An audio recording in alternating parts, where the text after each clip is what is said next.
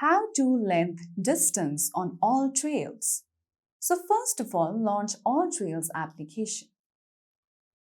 Make sure that you are logged onto your account and you are on this Explore page. Then simply tap on All. Now, from here on top, you can see length.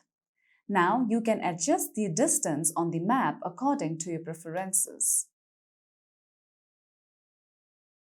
You can adjust your preferred distance on this slider by adjusting this. Now after this, all you would have to do is tap on Show Trails. And with that, you will successfully be able to map your distance on.